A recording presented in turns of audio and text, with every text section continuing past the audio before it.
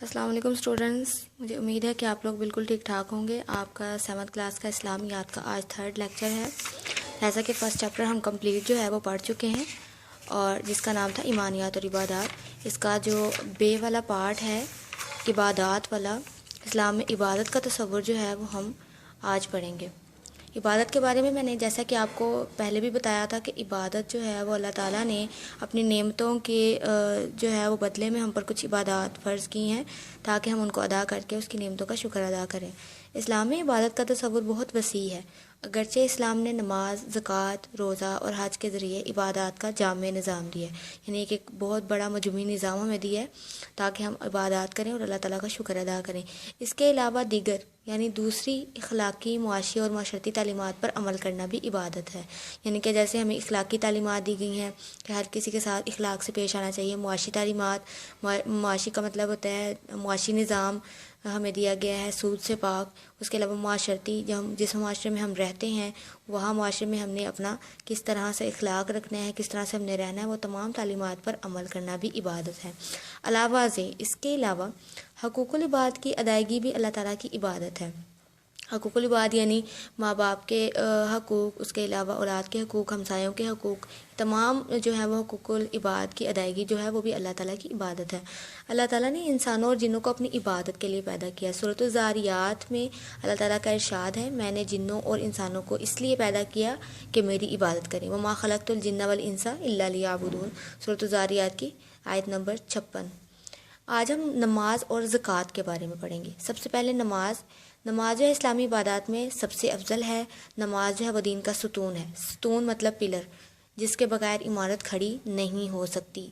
تو نماز جنت کی کنجی بھی ہے، یعنی چابی ہے۔ جب تک ہم نماز ادا نہیں کریں گے ہم جنت میں داخل نہیں ہو سکتے۔ اور اللہ تعالیٰ اور اس کے رسول صلی اللہ علیہ وآلہ وسلم پر ایمان کے بعد سب سے محبوب یعنی کہ سب سے پسندیدہ عمل نماز ہے۔ یہی وجہ ہے کہ قرآن مجید میں سب سے زیادہ نماز قائم کرنے کی تاکید کی گئی ہے، یعنی کہ نماز پڑھنے کا زور دیا گیا ہے قرآن پاک میں۔ قیامت کے دن سب سے پہلے نماز کے بارے میں ہی سوال کیا جائے گا۔ نماز میں بندہ اپنے خالق اور مالک کے سامنے عاجزی اور انکساری کے ساتھ اپنی پیشانی زمین پر رکھتا ہے، یعنی کہ عاجز محبت کے ساتھ اپنی پیشانی یعنی اپنا ماتھا جو ہے وہ زمین پر رکھتا ہے، یعنی سجدہ کرتا ہے، اور اللہ تعالیٰ کی کبریائی کا اقرار کرتا ہے، اللہ تعالیٰ کے ایک معبود ہونے کا اور اللہ تعالیٰ کے خالق اور مالک ہونے کا اقرار کرتا ہے۔ اس لیے نماز کو مومن کی معراج کہا گیا ہے۔ نماز برائی اور بے حیائی کے کاموں سے روکتی ہے۔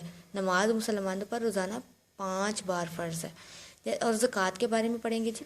زکوٰۃ مالی عبادت ہے، یعنی کہ مال کی عبادت۔ زکوٰۃ کی ادائیگی سے مال جو ہے وہ پاک ہو جاتا ہے۔ ہر مسلمان پہ جو ہے اپنے مال سے 2.5% زکوٰۃ نکالنا ضروری ہوتا ہے، اور 10% عشر ہوتا ہے، جو کہ زمینوں اور کھیتوں وغیرہ پہ لگایا جاتا ہے، فصلوں پہ۔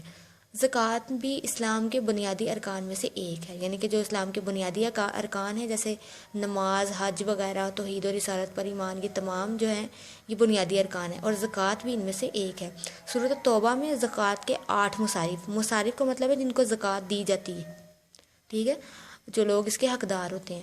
ان میں فقراء یعنی فقیر، مساکین یعنی کہ مسکین لوگ، اور عاملین نو مسلم یعنی کہ غیر مسلم، غلام جو غلام ہوں کسی کے، قرض دار جن کے اوپر قرضہ وغیرہ ہو، اللہ تعالیٰ کے راستے میں جہاد کرنے والے لوگ یعنی کہ اللہ تعالیٰ کی تعلیمات میں تبلیغ کرنے، جہاد کرنے والے، لڑنے والے، یا حصول علم میں مشغول یعنی علم حاصل کرنے میں جو لوگ شامل ہیں، اور مسافر، جو بھی مسافر ہیں ان پر بھی زکوٰۃ جو ہے وہ ہم دے سکتے ہیں، ان کو ان کی مدد کے لیے زکوٰۃ دے سکتے ہیں ان تمام لوگوں کو۔